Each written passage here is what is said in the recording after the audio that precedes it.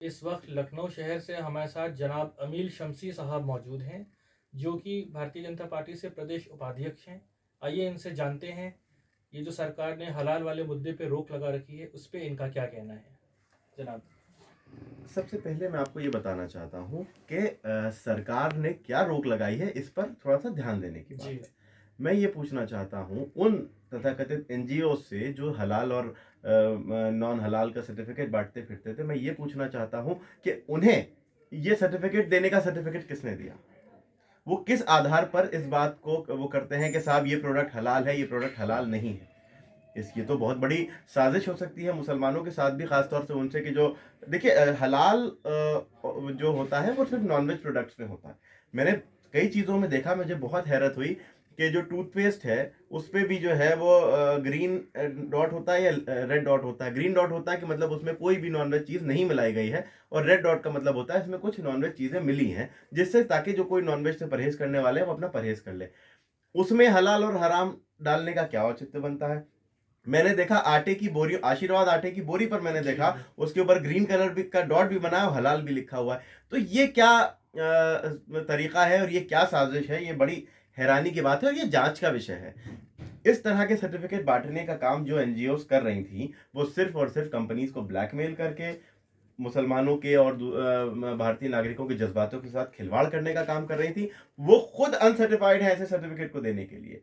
ऐसे कोई भी जो मास है वो स्वस्थ स्थिति में है, स्वस्थ जो जनता तक पहुंचने के लिए है, इसको देखने के लिए सरकार के पास बाकायदा इदारे हैं, सरकार उसका काम करती है। तो आप भ्रमित किया ब्लैकमेलिंग की जाए, नज़र से देखते हैं। बिल्कुल देखिए, कोई ऐसी चीज कि जिसमें हलाल और हराम की कोई चीज बनता ही नहीं है। वो सिर्फ और सिर्फ ये कह के कि भाई ऐसा है।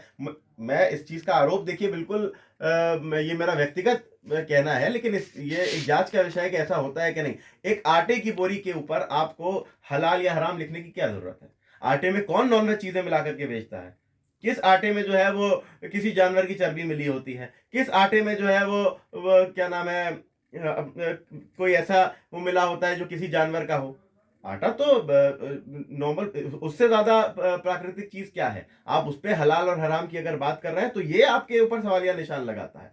मैं उत्तर प्रदेश सरकार के इस कदम की सराहना करता हूं, क्योंकि ये ऐसे तथाकथित एनजीओ के ऊपर लगाम लगाता है कि जो खुद जिनके पास खुद कोई सर्टिफिकेट नहीं है, लेकिन लोगों को सर्टिफिकेट बांटने का काम भी करते हैं। चलिए, बहुत बेहतरीन बात आपने बताई। इसके बाद हमारा जो अगला प्रश्न है आपसे वो ये है कि मुसलमान इस समय का इस सरकार में अपने आप को कितना सुरक्षित फील करेगा, क्योंकि ये सरकार है और सारी चीज़ें हैं, लेकिन कहीं ना कहीं कंफ्यूजन बहुत सी चीज़ों को लेकर बढ़ जाती है।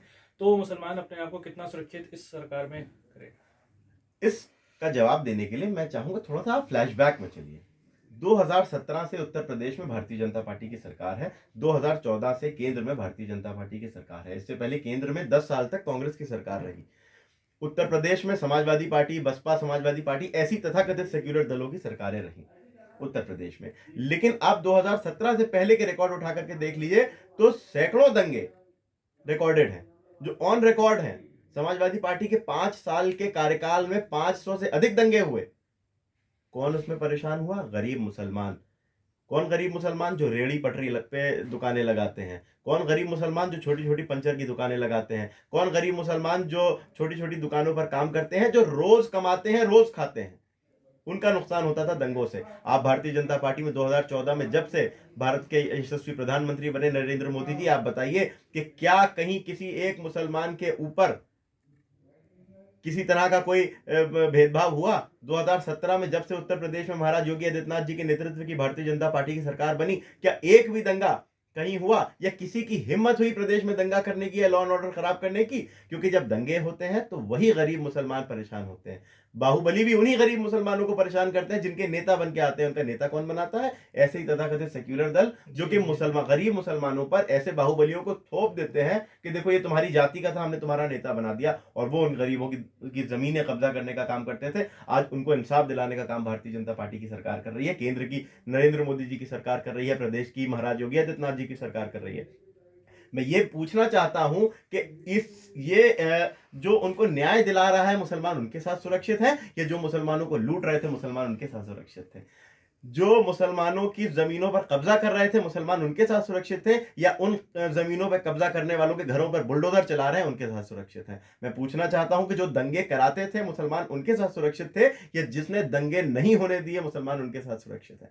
आज जब भारतीय जनता पार्टी की सरकार की जो के द्वारा बनाई गई योजनाएं, वो आप देखिए कि भारी संख्या में जो है मुस्लिम उससे लाभान्वित होते हैं, बगैर भेदभाव के, बगैर जातिगत समीकरण के, बगैर जातियों को खुश किए हुए, बगैर वोट बैंक का तुष्टीकरण किए हुए भारतीय जनता पार्टी की सरकार सभी को उनका अधिकार देने का काम करती है। तो ऐसे, और भारतीय जनता पार्टी का मुख्य उद्देश्य मैं आपको बता दूं, आरोप कांग्रेस और ऐसे तथाकथित दल लगाते हैं हम पर कि भारतीय जनता पार्टी हिंदू और मुसलमान करती है। आप जाइए चुनावी भाषणों को देख लीजिए, और एक भी चुनावी भाषण में किसी भाजपा नेता का दिखा दिए कि उसने हिंदू और मुसलमान की बात की हो, लेकिन सारे मंचों पर खड़े होकर के कांग्रेस के नेता कहते हैं कि साहब ये तो मुसलमानों के साथ जुल्म कर रहे हैं। ओवैसी खड़े होकर के कहते हैं मुसलमानों को दबाया जा रहा है। आप बात करते हो, आप हिंदू और मुसलमान करते हो, लेकिन नरेंद्र मोदी जब बात करते हैं तो सबका साथ, सबका विकास, सबके विश्वास की बात करते हैं। हम मुसलमानों को मुख्य धारा से जोड़ने की बात करते हैं, क्योंकि वास्तव में अगर मुसलमानों का विकास हो सकता है, अगर वास्तव में मुसलमानों के लिए कुछ किया जा सकता है, तो मुसलमानों को मुख्य धारा से जोड़ना होगा। अल्पसंख्यक कह के यूं किनारे कर देने से, या यूं कह दिया जाए कि साहब ये तो मुसलमानों को के दिमाग में एक वो बना दिया जाता है कॉन्सेप्ट कि मुस्लिम जो है वो कौन बनाता है, यही तथाकथित सेक्युलर दल, कि मुस्लिम जो है उनको द्वितीय श्रेणी के नागरिक है क्या? भारतीय जनता पार्टी सबको एक नजर से देखती है। भारत में रहने वाले 140 करोड़ भारतवासी मां भारती के लाल, चाहे वो हिंदू हो, चाहे मुसलमान हो, चाहे किसी पंथ, किसी मजहब, किसी धर्म के क्यों ना हो, सब मां भारती के सपूत हैं। और भारतीय जनता पार्टी सबकी सेवा, सबकी सुरक्षा और सबकी विकास के लिए समर्पित है। धन्यवाद यूनाइटेड भारत को अपना समय देने के लिए। बहुत तो ये थे जनाब अमीर शमशी साहब, जिन्होंने हमको स्पष्ट जानकारी दी दोनों मुद्दों पे जो हमने इनसे सवाल किया। देश और दुनिया की बाकी खबरों के लिए आप जुड़े रहिए यूनाइटेड भारत के साथ। कैमरामैन सैयद अकील नकवी के साथ नूरैन हुसैन की रिपोर्ट, लखनऊ।